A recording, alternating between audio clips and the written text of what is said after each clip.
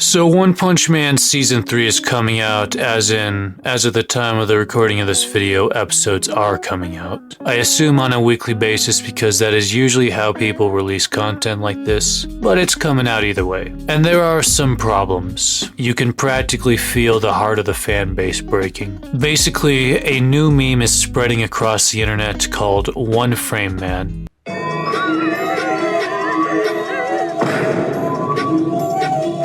As you can see, it's literally just a PNG image being slid down a hill using one keyframe here and another there. By definition, it can't even be called animation. And it's not hard to see why this would upset so many people. Now, people really liked the first season. They feel pampered by the animation quality, and people got really mad when Season 2 came out. Now, in my opinion, it was not justified.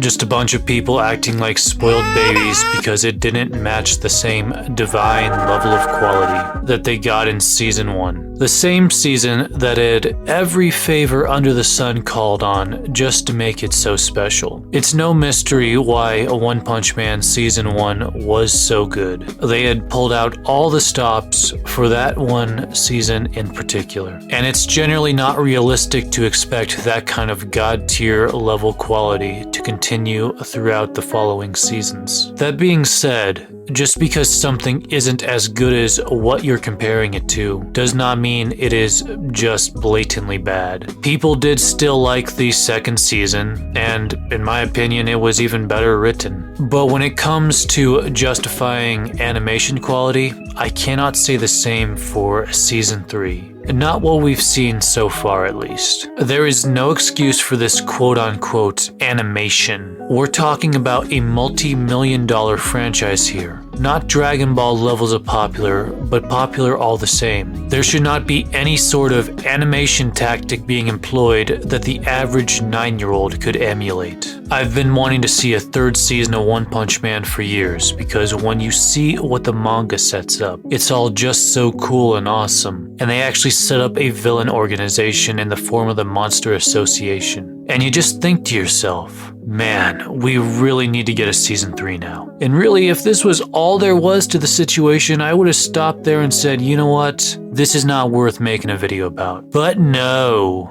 We get a tale as old as time and as stale as the calluses on grandma's foot. One Punch Man director gets criticized, rightfully so, for poor animation quality, takes it to heart and gets mad, attacks the fan base, and deletes his X account. Let's take a look here. I have some rather unfortunate news. There are a few people among my followers who are pretending to be allies but are actually engaging in rage baiting, so I've decided to delete my account.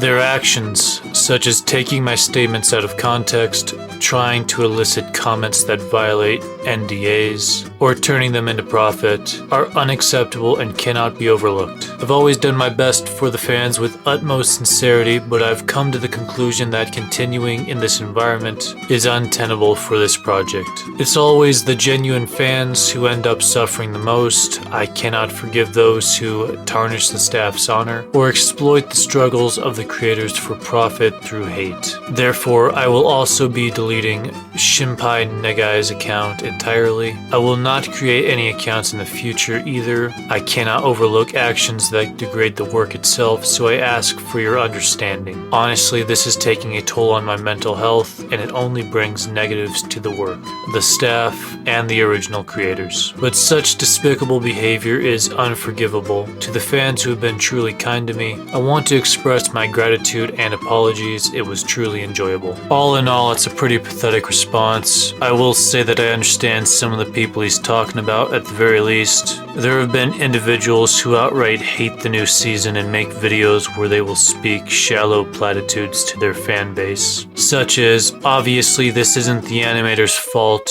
before proceeding to spit on the very same animators in their following breath. So it makes sense why he is salty, but there are people who have been more measured in their response to One Frame Man and still remain unsatisfied with the product that JC's staff has put out. He's likely talking about them too. At any rate, what does deleting your account achieve? Seriously. trying to garner pity. All it does is make you look like some little bitch that can't handle the fact that the fan base of an anime you willingly took on the task of giving another season did not like what you put out. People aren't hating, at least not everyone. They're criticizing you because they are disappointed, and rightfully so. And when these two concepts are conflated as being one and the same, our world is made a worse place. Is all criticism valid? No. Sometimes someone can criticize you, they can have a good point, but they're just not coming at it from a relatable perspective, so it doesn't really pertain to you or help you improve. On the other hand, sometimes you need to hear some brutal honesty lest you continue to ruin yourself or the stances you fight for or the things you work on. This is not serviceable. It's not the genuine fans who are suffering here, it's the whole damn fan base. You have earned your criticism. Now, like many things, we have contrasting perspectives. You've no doubt surmised what side I'm on. I am not impressed with the animators, and yet there are apologists, people who believe full well that the fans are overreacting, or those who interpret criticism as hatred or harassment, going so far as to make blanket statements saying that this is all that can be seen from those who supposedly drove the One Punch Man director to delete his account. One of these people is none other than DB Zimran. For those who don't know, he is an anime content creator who mainly, but not solely, focuses on Bleach content. To be clear, I don't agree with him on this, but his content is high quality and he isn't a bad dude. Nor is he even tackling this from a disingenuous perspective.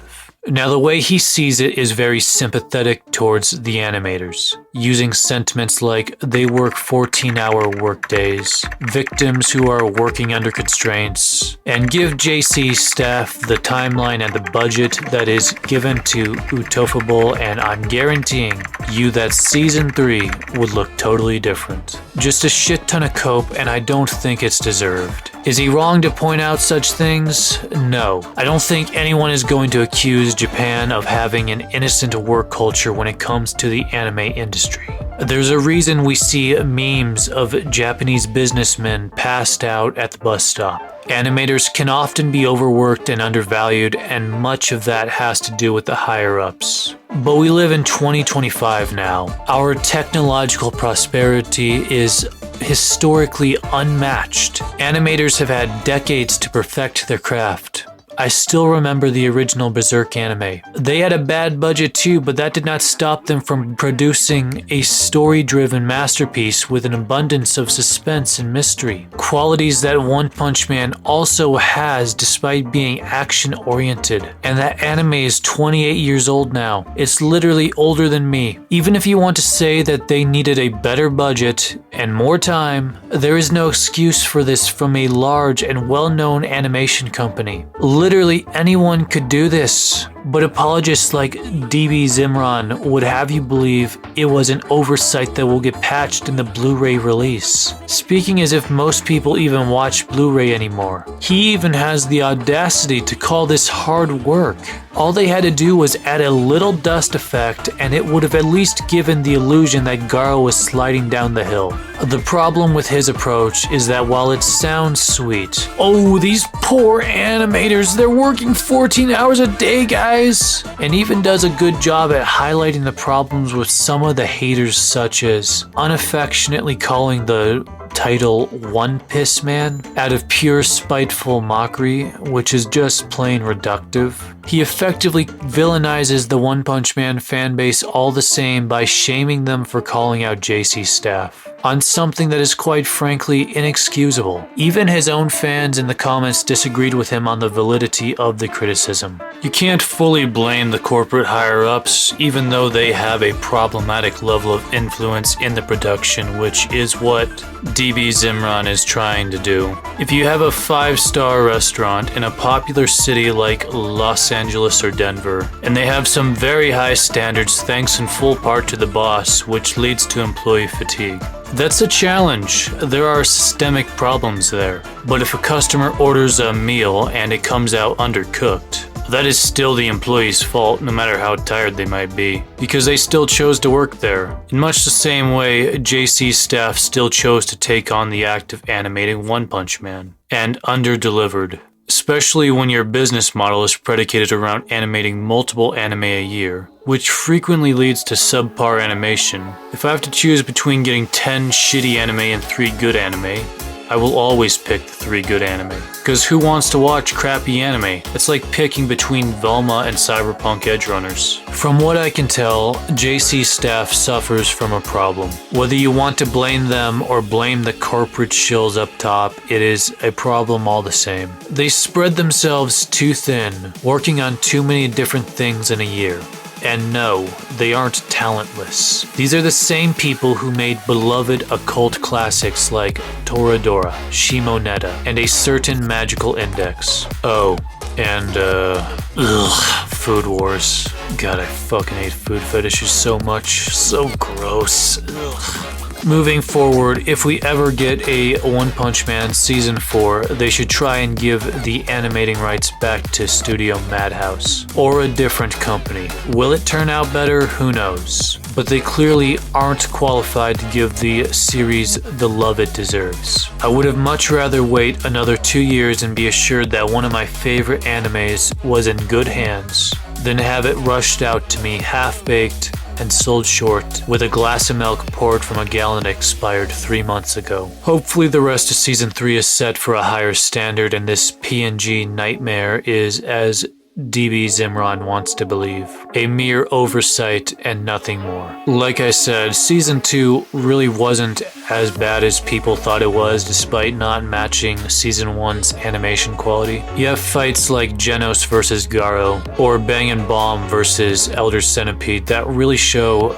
they were at least faithful towards the spirit of the series. So I haven't lost all hope that Season 3 is just going to be pure unadulterated ass. And that's assuming they don't get it together and really improve on the following episodes, which I do hope they do, but we shall see. Anyways, that is all for now. Take it easy, everyone.